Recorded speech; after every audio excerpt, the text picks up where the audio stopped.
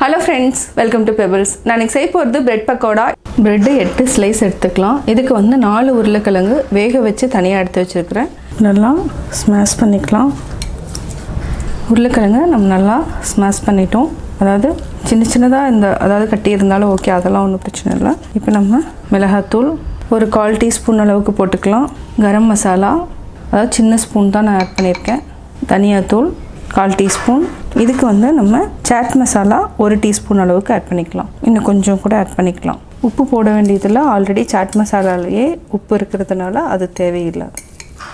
நம்ம மசாலா ஆட் பண்ணிட்டோம். இது கூட ஒரே ஒரு பச்சை மிளகாயை சின்னதாக கட் பண்ணியிருக்கேன், கொத்தமல்லி தழை. இதையும் நல்லா மிக்ஸ் பண்ணிக்கோங்க. அவ்வளோதான். இப்போ நம்ம ப்ரெட்டுக்கு நடுவில் ஸ்டஃபிங் வச்சுக்கலாம். இப்போ நம்ம கொஞ்சமாக எடுத்து இது கூட மிக்ஸ் பண்ணிக்கலாம். எல்லா இடத்துலையும் நல்லா ஸ்ப்ரெட் பண்ணிக்கோங்க. இது வந்து லைட்டாக ஃபோர்க்கில் வந்து ப்ரெஸ் பண்ணிக்கோங்க. அதாவது என்ன பைண்டிங் வந்து நல்லாயிருக்கும். இப்போ நம்ம இதையும் நல்லா ப்ரெஸ் பண்ணிக்கலாம். அதுக்கப்புறம் நம்மளுக்கு ஸ்கொயர் வேணுனாலும் ஸ்கொயரில், ட்ரையாங்கிள்னாலும் ட்ரையாங்கிள், இந்த மாதிரி வச்சுக்கலாம். இதே மாதிரி எல்லாத்தையுமே போட்டு எடுத்து வச்சுக்கலாம். நம்ம எல்லாத்துலேயுமே உருளைக்கிழங்கு மசால் வந்து நம்ம உள்ளே ஸ்டஃப் பண்ணிட்டோம். இப்போ நம்ம மாவு ரெடி பண்ணிக்கலாம். மேல் மாவு, கடலை மாவு, அரிசி மாவு, மிளகாய்த்தூள், பெருங்காயம், கொஞ்சமாக நம்ம ஆப்பசோடா எடுத்துருக்குறோம். இதுக்கு வந்து சீரகம் வந்து லைட்டாக ரோஸ்ட் பண்ணிவிட்டு நம்ம இதையே க்ரஷ் பண்ணி போட்டுக்கலாம். ஒரு சிலருக்கு சீரகம் பிடிக்கலன்னா சீரகம் ஆட் பண்ண வேண்டாம். நான் வந்து சீரகம் வந்து ஆட் பண்ணுறதுனால நான் அதே பழக்கமானதுனால நான் சீரகம் ஆட் பண்ணியிருக்கேன். இப்போது தேவையான அளவு உப்பு ஆட் பண்ணிக்கலாம். இப்போ தண்ணி ஊற்றி மிக்ஸ் பண்ணிக்கலாம். இன்னும் கொஞ்சம் தண்ணி விட்டுக்கலாம். தண்ணி வந்து ஜாஸ்தி ஆகிடுச்சுன்னா நீங்கள் கடல மாவு கொஞ்சமாக அரிசி மாவும் மிக்ஸ் பண்ணிட்டோன்னா அது கரெக்டாகிடும். இதே அளவு மிக்சிங் தான் வந்து பஜ்ஜி போண்டா மாவுன்னு கடையில் விற்கிது. நம்ம வந்து என்னென்னா ஆல்ரெடி என்ன இருக்கோ அதை வச்சு நம்ம மிக்ஸ் பண்ணிக்கிறோம். இந்த மாதிரி கரைச்சிக்கலாம். இது வந்து கரெக்டான பதம். அதாவது ப்ரெட்டில் வந்து ஒற்றளவுக்கு இருந்தாலே போதும். இப்போ வந்து நம்ம நல்லா டிப் பண்ணிவிட்டு அதுக்கப்புறம் நம்ம ஆயிலில் போட்டு எடுத்துக்கலாம். இது கொஞ்சம் பார்த்து தான் எடுக்கணும். இப்போ நம்ம அப்படியே ஆயிலில் போட்டுக்கலாம். இப்போ வெந்துருச்சுன்னா நம்ம அப்படியே மெதுவாக பொறுமையாக திருப்பி போட்டுக்கலாம். அப்படியே லைட்டாக திருப்பிக்கோங்க. அப்போ தான் வந்து இந்த மாவு வந்து சைடில் எல்லாமே வேகும். இல்லைன்னா நிறைய ஆயில் ஊற்றி டீப் ஃப்ரை பண்ணணும். நல்லா ஃப்ரை ஆகிடுச்சு. இதே நம்ம எடுத்துக்கலாம். சுவையான பிரெட் பக்கோடா ரெடி. நம்ம இன்றைக்கி செய்ய போகிறது சாண்ட்விச், அதாவது கர்ட் சாண்ட்விச்சுக்கு தேவையான பொருட்கள். நான் வந்து 4 வீட் பிரெட் எடுத்துருக்கிறேன், 2 ஒயிட் பிரெட் எடுத்துருக்கிறேன். இதுக்கு வந்து தேவையானது என்னென்னா தயிர். இது பார்த்திங்கன்னா ஆல்மோஸ்ட்டு 1.5 hours வந்து நான் தண்ணியை வடித்து வச்சுருக்கிறேன். இது வந்து ரொம்ப ஹெல்த்தியும் கூட.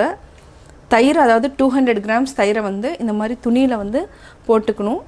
போட்டுட்டு தண்ணி ஃபுல்லாக, அதாவது பன்னீர் வந்து நம்ம எப்படி வந்து தண்ணி வந்து எடுக்கிறோமோ அதே மாதிரி தான் தயிரையும் நம்ம இந்த மாதிரி ஒரு துணியில் போட்டு வச்சுட்டு ஒரு 2 hours வந்து அப்படியே விட்டுறணும். தண்ணி ஃபுல்லாக வடிஞ்சதுக்கப்புறம் பார்த்திங்கன்னா இந்த மாதிரி இருக்கும். அதாவது பன்னீர் எப்படி இருக்குமோ அதே மாதிரி தான் இருக்கும். இதை வந்து நம்ம ஒரு பாத்திரத்தில் மாற்றிக்கலாம். நீங்கள் வந்து வடித்து வச்சுக்கோங்க.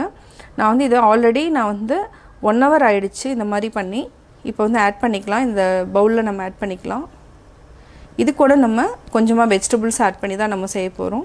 தயிர் வந்து நம்ம ஆல்ரெடி வடித்து வச்சுருக்கிறோம். வடித்து வச்சுன்னா அதாவது பன்னீர் மாதிரி தான் இருக்கும்.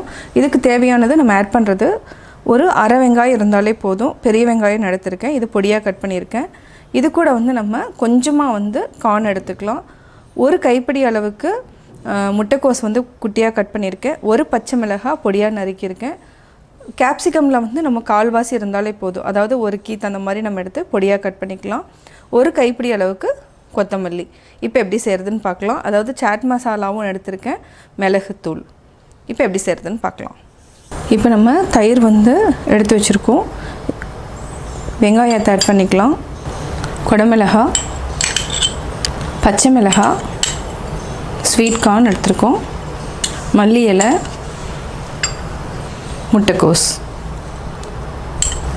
நல்லா மிக்ஸ் பண்ணிக்கலாம். நல்லா தயிர் கூட மிக்ஸ் பண்ணுங்கள். இதுக்கு தேவையானது நம்ம சாட் மசாலா ஆட் பண்ணிக்கலாம், பெப்பர் தூள். இதையும் நம்ம ஆட் பண்ணிவிட்டு நல்லா கலந்துக்கலாம். இதுக்கு வந்து சாட் மசாலா போடுறதுனால நம்ம உப்பு சேர்த்த வேண்டியதில்லை, இதுவே போதும். இதுலேயே வந்து சால்ட் நிறையா இருக்குது.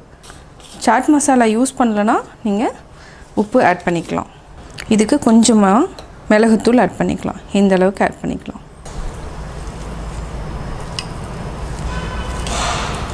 நம்ம இது பெரிய பவுலில் மாற்றிக்கலாம், ஏன்னா மிக்ஸ் பண்ண முடியல. நம்ம ஒரு 4 ஸ்பூன் அளவுக்கு நம்ம தண்ணி ஊற்றிக்கலாம். நல்லா மிக்ஸ் பண்ணிட்டோம். இன்னும் கூட நம்ம தண்ணி 2 டேபிள் ஸ்பூன் அளவுக்கு ஆட் பண்ணலாம். எனக்கு கொஞ்சம் கெட்டியாக வேணுங்கிறதுனால நான் ஆட் பண்ணல. இப்போ நம்ம ப்ரெட்டு கூட மிக்ஸ் பண்ணிக்கலாம். ஃபஸ்ட்டு நம்ம 2 ஸ்லைஸ் ப்ரெட் எடுத்துக்கலாம். இதில் நம்ம நல்லா தடவிக்கோங்க. தேவையான அளவு நம்ம எடுத்துக்கலாம். நம்ம இதையே க்ளோஸ் பண்ணிக்கலாம். இப்போ பார்த்திங்கன்னா இப்படி இருக்கணும். ஓரத்தில் இருந்துச்சுன்னா நல்லா அப்படியே ப்ரெஸ் பண்ணி ஈவனாக கொண்டு வந்துக்கலாம். கார்ன் மட்டும் லைட்டாக வெளியில் வரும். இதையே இப்போ தனியாக எடுத்து வச்சுக்கலாம். அதுக்கப்புறம் நம்ம டோஸ்ட் பண்ணிக்கலாம். இதே மாதிரி வீட் ப்ரெட் நம்ம வந்து இதில் க்ரீம் இருக்குன்னு நினைக்கிறோம். பட் அதில் வந்து க்ரீம் கிடையாது. அதாவது தயிர் தான் வந்து நம்ம தண்ணி ஃபுல்லாக எடுத்துகிட்டு தயிர் தான் நம்ம ஆட் பண்ணியிருக்கிறோம். இது வந்து ரொம்ப ஹெல்த்தியான டிஷ். குழந்தைகளுக்கு கொடுத்தனா ரொம்ப நல்லது. இதில் வெஜிடபிள்ஸ் ஆட் பண்ணியிருக்கிறதுனால இது வந்து ஈவினிங் ஸ்நாக்ஸாகவோ இல்லை ஸ்கூலுக்கு லஞ்சு கூட நம்ம கொடுத்து விடலாம். இதையும் நம்ம க்ளோஸ் பண்ணிக்கலாம். இப்போ நம்ம 3லேயுமே வந்து ஃபில் பண்ணிட்டோம். இப்போ நம்ம டோஸ்ட் பண்ணிக்கலாம். அதாவது ஒரு சிலர்கிட்ட வந்து டோஸ்டர் இருந்துச்சுனாலும் டோஸ்டர்லேயே பண்ணலாம். நான் வந்து எங்கிட்ட இருக்கிறது வந்து வேறு தவா மாதிரி இருக்குது, அதில் நான் டோஸ்ட் பண்ணிக்கிறேன். இப்போ எப்படி செய்கிறதுன்னு பார்க்கலாம். நான் வந்து டோஸ்ட் பண்ணுறது இந்த தவாவில் தான். இது மாதிரி இருந்துச்சுன்னா ரொம்ப ஈஸியாகவும் இருக்கும். இதுக்கு வந்து பட்டரும் ஆட் பண்ணிக்கலாம், நம்ம ஆயிலும் ஆட் பண்ணிக்கலாம். ஃபஸ்ட்டு நம்ம ஒயிட் ப்ரெட் எடுத்துக்கலாம். பட்டர் அப்ளை பண்ணிக்கலாம்.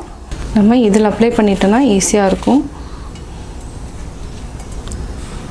ஹை ஃப்ளேமில் வைக்க வேண்டாம், லோ ஃப்ளேமில் வச்சுக்கலாம். பொறுமையாக திருப்பி போட்டுக்கலாம்.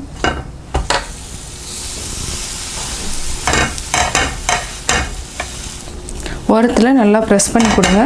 அந்த பைண்டிங் வந்து அதாவது தயிர்னோட பைண்டிங் அது ரெண்டுமே மிக்ஸ் ஆகிறப்போ 2 ப்ரெட்லேயுமே நல்லா ஒட்டும். அதனால் ப்ரெஸ் பண்ணி விடுங்க. இந்த சைடு இன்னும் கொஞ்சம் வேகணும். வெந்ததுக்கப்புறம் எடுத்துக்கலாம். இப்போ நம்ம எடுத்துக்கலாம், தனியாக வச்சுக்கலாம். அடுத்தது வந்து நம்ம வீட் ப்ரெட்லேயும் நம்ம பட்டர் தடவிட்டு அதுக்கப்புறம் நம்ம ஆட் பண்ணிக்கலாம். பட்டர் தடவியாச்சு. அதே மாதிரி இன்னொரு ஸ்லைஸில் அதுலேயும் நான் தடவிடுறேன். இதுலேயும் நான் தடவிட்டேன். நல்லா ப்ரெஸ் பண்ணி விடுவேன். ஓரத்தில் இந்த மாதிரி ப்ரெஸ் பண்ணி விட்டேன்னா கர்டு வந்து நல்லா, அதாவது ப்ரெட்டில் வந்து நல்லா ஒட்டும். இதுக்கு வந்து எண்ணெய் வந்து எதுவுமே ஊற்றலைன்னா, ஆல்ரெடி பட்டர் இருக்கிறதுனால அதுவே போதும். இந்த ஸ்லைஸ்க்கு ரெடி ஆகிடுச்சு. இதையே நம்ம எடுத்து வச்சுக்கலாம். இப்போ நம்ம கட் பண்ணி பார்க்கலாம். இப்போ பார்த்திங்கன்னா தெரியும் எவ்வளோ சூப்பராக இருக்குன்னு. அதாவது ஈஸியாகவும் பண்ணலாம். தயிர் வந்து நல்லா நம்ம தண்ணி ஃபுல்லாக வடிச்சிட்டு இந்த மாதிரி வெஜிடபிள்ஸ் மிக்ஸ் பண்ணி கொடுத்தா இது வந்து க்ரீம் வந்து அந்த ஃபுல் க்ரீம் டேஸ்ட்டு வரும். நம்ம க்ரீமெல்லாம் எதுவுமே ஆட் பண்ணல. இதை வந்து ஏஜ்டு பர்சன் எல்லாருமே சாப்பிட்லாம். இந்த மாதிரி ஒரு ஹெல்த்தியான தயிர் சாண்ட்விச், சுவையான கர்ட் சாண்ட்விச் ரெடி. இந்த வீடியோ பிடிச்சதுன்னா லைக் பண்ணுங்கள், ஷேர் பண்ணுங்கள், கமெண்ட் பண்ணுங்கள். மறக்காமல் எங்கள் சேனலை சப்ஸ்கிரைப் பண்ணுங்கள்.